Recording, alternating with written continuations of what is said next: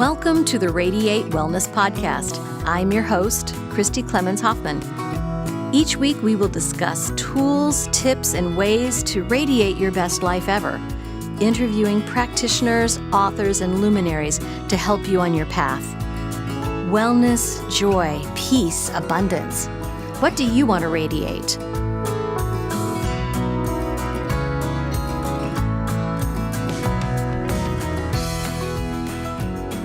Hi there, and welcome to the Radiate Wellness Podcast. Today we are radiating solace with my friend Crystal Webster. Hi. Hi. So today we're going to be talking about Crystal's mission to spread the word of solace and help people who have had a loss, help people who are grieving.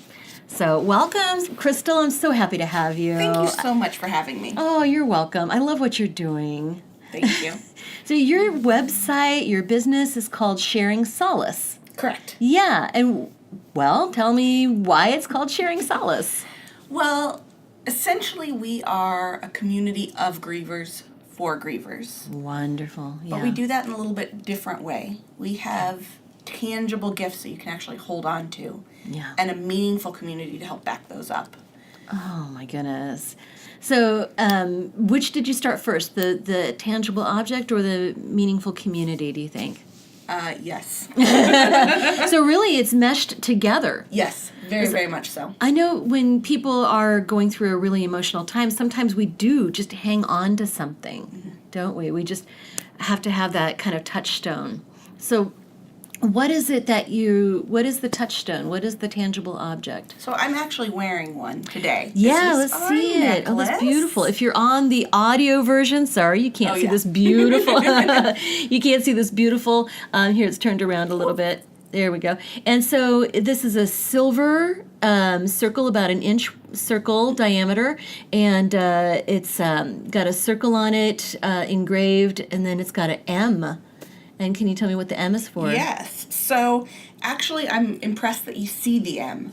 Most people just see the design as being the ups and downs and loop-de-loops that is grief. You know, sometimes you have a good day, sometimes you have a not so good day, sometimes you have a good minute, and the next minute is not so good, and then you go back to another good minute. But the idea is that this is given to you during that initial heavy grief. Yeah. You keep it near your heart by wearing it, as long as it brings you comfort. Mm-hmm. And then when it doesn't do that anymore, you actually can take this necklace apart. It opens up like a locket.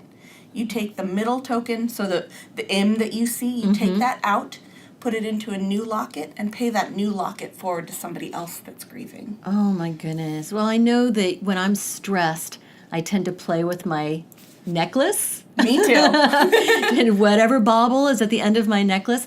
And so I can imagine that's just another touchstone there. And so yours has an M on it. Do they all have an M on them? Yes and no. So they all have the same design on them. Okay. But you can actually turn it, and so you position it in the necklace however it resonates with you. Sure. So with me, it resonates as an M, and I see the M. It may resonate a different way with you, and that's just kind of what it's supposed to be. As a design element. Yes. Absolutely. And so you hold on to it as long as you feel like you need that extra support, and then you can pass it on to someone else. Yes. When you're ready to release that super heavy on your heart grief. Oh my gosh, yeah. You release some of the weight of this necklace, and then you pay it forward by giving it to someone else. You pay forward some of the strength that you've developed throughout your grieving journey. Oh, absolutely. And because someone's given it to you, perhaps you know you're not alone. Yes. In that journey. So it's symbolic on so many levels.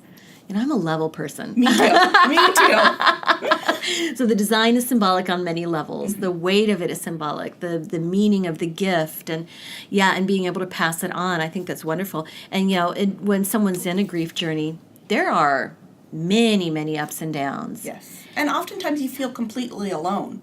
Right. And you feel isolated because you think you're the only one that's ever lost a mother or a father or a child.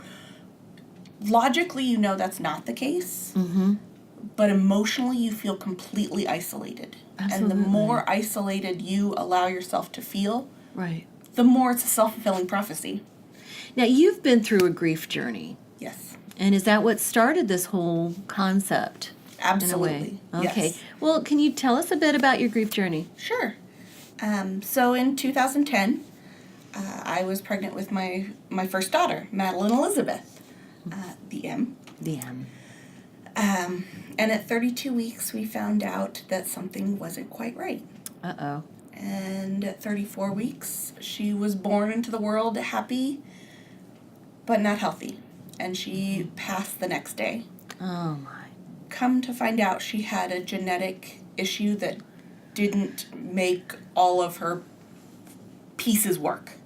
So, Sure. you know, her brain didn't form properly, which means that her heart didn't know how to pump and her lungs didn't know how to breathe. And so I was keeping her alive. And then once Oh, my. that ended, she could only sustain her own life for a little bit. Right, right. That must have been so devastating. Oh, gosh, absolutely. There were a lot of silver linings in it. Sure. But I wouldn't want that fate on my worst enemy. No, no. Even through the silver linings, you can't even see them at that point when you're just in that depth of despair. Mm-hmm. Yeah, so I can imagine. How long do you feel like it took you to just come to yourself after that? I really think there were probably a good 3 years that I didn't even want to get out of bed. You know, Right. I I have to leave the house today, so I guess I will do the bare minimum Right. to do that. But it wasn't until Sharing Solace came about did I really feel inspired to live again. Right. It kind of gave that whole episode some meaning in Yes. a way. How did you feel inspired to start the Sharing Solace program? I truly believe that Madelyn decided that I was ready for it. Mm-hmm.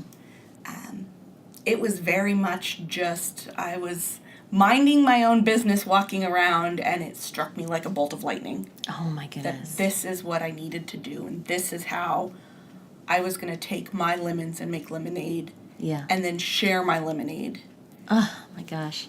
and, you know, help Madelyn's legacy live on. Mm-hmm. I think that's one of the most scariest things about losing someone you love is that, well, they say that everyone dies twice. The day that they take their last breath and the day that their name is said for the last time. Oh, I'd not heard that. Yeah. And so I think with everyone, but especially mothers that lose a child, Can't even imagine. you can't imagine a world where your child doesn't exist in some fashion. Absolutely. And so tell me about the community that you're building around this. Absolutely. So one of the neat features of the piece, so the necklace, we also have a keychain that works very similarly. Sure. Is that the back of each token, the back of the piece that you pass on, has a special unique identifier engraved on the back that allows you to register it on our website. Oh, great. And you can actually follow it as it moves from person to person. Nice. So the idea is that I give it to you, and you register it, and then when you're ready, you give it to somebody else, and they register it, and then you can actually follow it on what we're calling the token tree as it moves from person to person and as it grows. Wonderful. So you can share a little bit about your story, you can read about their story, Oh my as much gosh. or as little as you want to share. Yeah. And then we also have forums, an online journal that you can, go through Wow. your thoughts and feelings. Yeah. But really the neat piece that I see is the token tree and showing, look, everyone has a unique loss story, but you're not alone. Everyone goes through loss at some point. Absolutely. That is beautiful. I find myself like starting to tear up almost. Me too, a little bit. I have to say, because it's so beautiful, and everybody does connect with their grief journey in their own way. And I present a workshop called Love Never Dies, and we talk about how everyone's grief journey is unique, And people might say, oh, you should be over it already. Why don't you snap out of it? And that's just not possible many times. And people measure themselves according to somebody else's grief response. My friend has suffered a loss, but she seems to be back to life, and I'm not. So, but there's no measure to that, is there? No. I really think that there are ways to grieve poorly, self-harm and harm to other. Like, there are ways to grieve wrong, but there's no right way to grieve. Right. And so are you noticing anything happening on the forums, on the website? Maybe people reconnecting with their grief in a different way? Or, are you noticing any trends, maybe? I'm seeing a lot of people really connecting with the physical piece.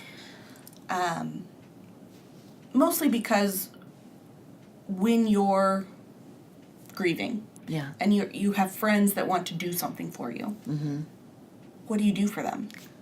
Right. You give them a frozen lasagna that they eat. You give them plants. That is just a nice reminder that everything dies because they're going to die. Right. Or you give them a tchotchke or a figurine or something that for a while brings comfort, but then starts to kind of bring back that pain. That's what I noticed myself. Oh, is it really? Is that I had all of these baby blankets and teddy bears and things that you would have thought I was a 5-year-old girl right after Madelyn's, because I was just surrounded by all of these things when I went to bed. Right. But a few years in, they started to not make me feel comfortable. They started to kind of remind me of the pain and the sadness, and I realized that I had to do something. I couldn't have them in my sight all day, every day. Right. And so I sit in a box in a closet somewhere. And I'll let somebody else deal with those later. Right. But that was another reason why Sharing Solace has the sharing component to it. I love that. And why when you're ready to release that super heavy grief, you're intended to pass it forward. Right. And we all know when that is. It could be 6 months. It could be a year. It could be 5 years. It could be 10 years. It could be never. Right. But knowing that is an option, and that is what you're kind of intended to do when you get there. When you're ready. There's a... And it reminds you that there will be a day when you're ready to move on. Right. When you're ready to move to a new chapter. Right. There is a day where you'll feel better. I think that's very helpful and very important. So is this community, is this only online, or there are also live communities? So right now we are just online. We do help a lot of other grief support groups, and we help a lot of those other groups kind of make sure that they're known about. Yeah. But we are really focused on the online piece because that's our wheelhouse. Absolutely. Well, and it's great because, when we're grieving, grief doesn't wait for a Thursday night grief support group, right? It can, you might feel the need to reach out and express yourself at 3 a.m. Right. Anytime. So you can log in and do that and reach out with other people who might be feeling that same pain at that time. Exactly. And just reading other people's stories. I find that story and the power of story is so important. And hearing other people's experience is also very, very healing. So, that's nice that it's there all the time. Yes. Right? There's need for in-person support as well, but then just having this online support I think is wonderful. Just personally, on a personal note, I know so many people, healers, just others going through the same journeys that I am across the world. And it's just and they're friends. I've never met them. Right. But they're friends. And so I feel like that could be the same thing as this sisterhood of grief. Yes. Right? That's wonderful that you provide that. And has it helped you, do you think? Oh, absolutely. I think I've really found my big why. Yeah.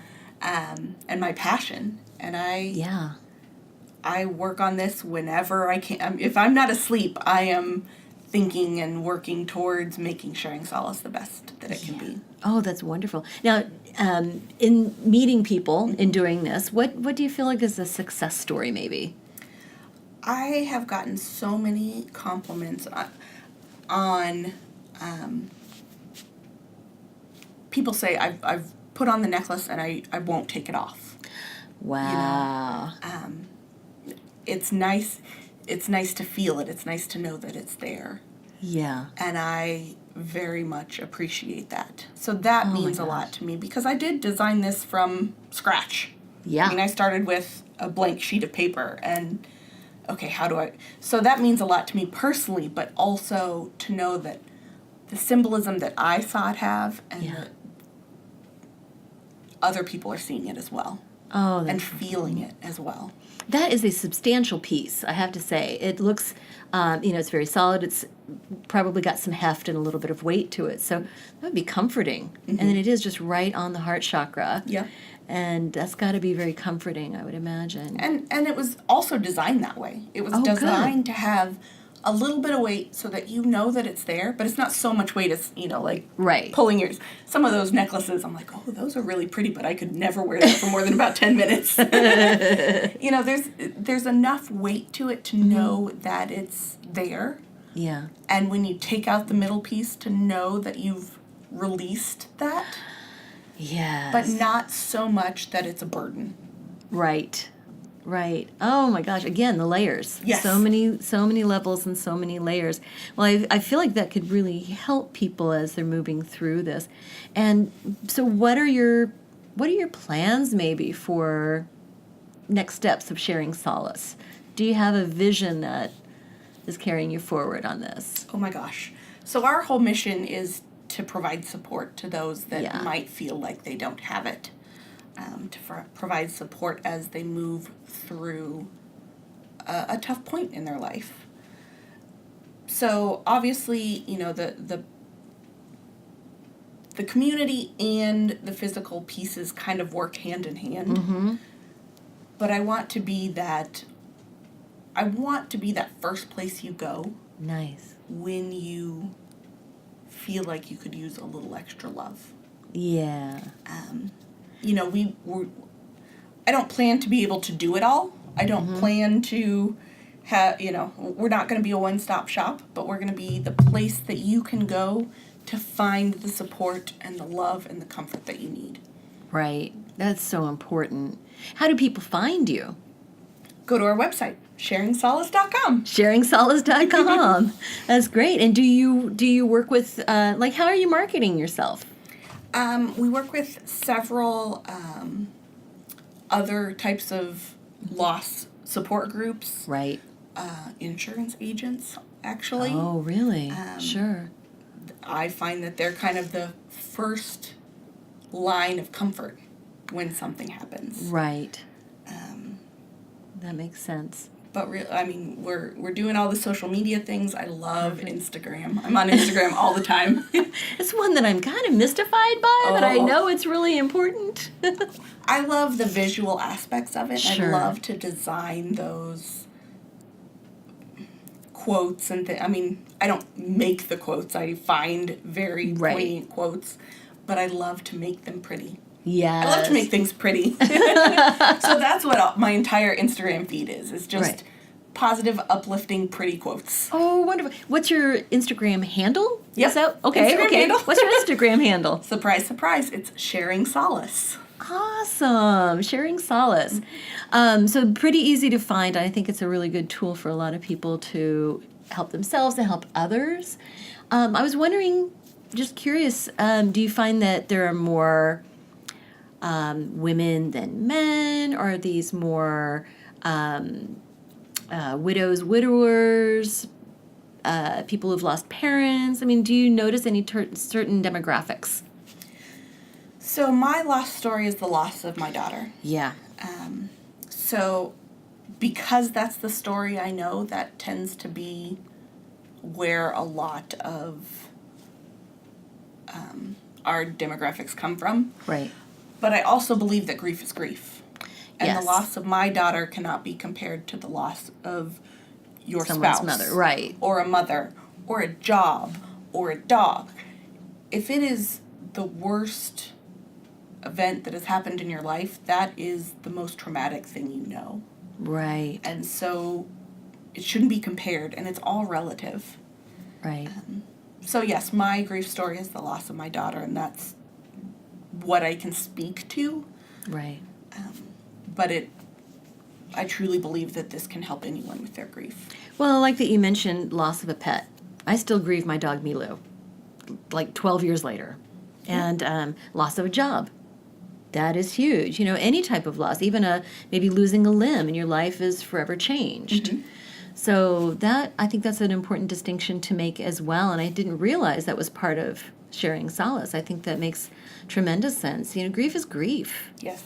You know, and difficulty is difficulty. And just having a place to turn where you've got that support, I think, is wonderful. And the token that helps with support, too. And you've got it on keychains, mm-hmm. perhaps for men who might not wear a necklace. Yeah. And that's kind of where it stemmed from, is I had designed this necklace because I wanted a necklace. Right. And my husband was like, I'm not going to wear that. It's like, well, I don't expect you to wear that. Okay. So we designed a similar keychain. Right. With the intention that you can put it on your keys and you carry your keys around every day with you. Absolutely. And men often fiddle with their keys in their pocket, and mm-hmm. it's just something nice to have as a touchstone. Yes. Any plans maybe for a ring or anything like that? Yes. I definitely would like to expand not only the locket, right. know, so maybe a bracelet and a worry stone, and right. But also design different tokens as well. Yes. So it would almost be, like a puzzle piece when you put it together. Right. Okay, I want this locket and this token and, this length of chain, and I want this word on it. And oh, that's lovely. So it's not going to be 100% customizable, but there'll be a lot of pieces that there'll be some choices yes. to put in there. And so so when you're finished with the need for having it mm-hmm. physically on you, and so you do keep the token, you keep the necklace, yes. and you pass on the token. The middle token. Good. And then do you have anything that pops into the locket? Right now we do not. It's kind of supposed to symbolize that you're still a whole person. But you've released something. And a little bit of you might always be missing. Absolutely. So it's symbolic in that way. Mm-hmm. But there's definitely plans down the line to be able to have things to fit in there if that's what you choose. Right, right. So Sharing Solace is growing and changing and developing according to the needs that are expressed, and yeah. Exactly. That's beautiful. Yeah, I love that you've devoted yourself to this, and not only, I love how you put it, take the lemons and make lemonade and then share the lemonade. That's wonderful. Lemonade is good. Lemonade is better with a little bit of vodka in it, but lemonade is still good. I love that. And we can always share it, right? Yes. Yeah, that's fantastic. And so sharingsolace.com is the website. Mm-hmm. On Instagram as at Sharing Solace. You got it. Okay. You can tell I'm not really Instagram savvy. You're on Facebook. On Facebook. Right, Sharing Solace. Just search Sharing Solace and look for the pink butterfly. Wonderful. Well, yeah, tell me about the pink butterfly real quick. It's a pink butterfly. Does it have a symbol or meaning? Of course, everything has a meaning to Everything has a meaning. So I always kind of envisioned Madelyn liking butterflies. And Madelyn is a girl. And every girl likes pink. Yeah. Whether you like pink or not, you're a girl and you like pink. Right. So I was bound and determined to have the logo kind of be a pink butterfly. Mm-hmm. And then also just releasing butterflies fly. Butterfly. And there's also quite a bit of symbolism in a caterpillar becoming a butterfly. Absolutely. Yeah. So I think that all went into it as well. And then I didn't want, the butterfly is actually mostly pink, but there's a little bit of green in it too. Yeah. And I knew I needed a secondary color, but I didn't want it to be blue, because pink and blue it's just kind of, it's like, how about green? Green is a very springy color. It's the color of the heart chakra. Color of the heart chakra. Pink can also be a color of the heart chakra. There you go. Mm-hmm. And I was thinking about it, and I put it down and probably 3 weeks later, I came back and realized that green is emerald. Emeralds are green, and emerald is the birthstone of May, which is the month that Madelyn was born in. Oh, it's like, oh my gosh, again, another, it has to be pink and green. It has to be pink for a little girl and green for the month of May. That is beautiful. That's beautiful. And the transformation and all like that. Mm-hmm. That's wonderful. I don't know if I should mention or not, but Madelyn has been standing here. She's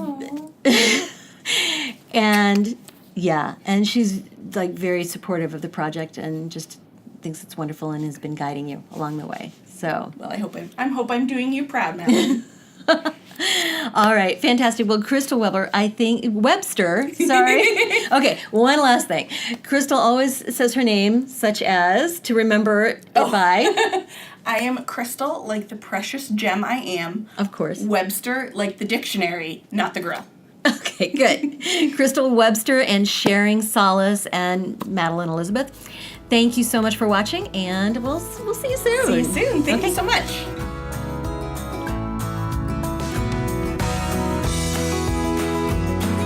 Radiate Wellness is a community of holistic and alternative healers and consultants based in the Kansas City area, dedicated to helping you create spiritual, energetic, and physical well-being.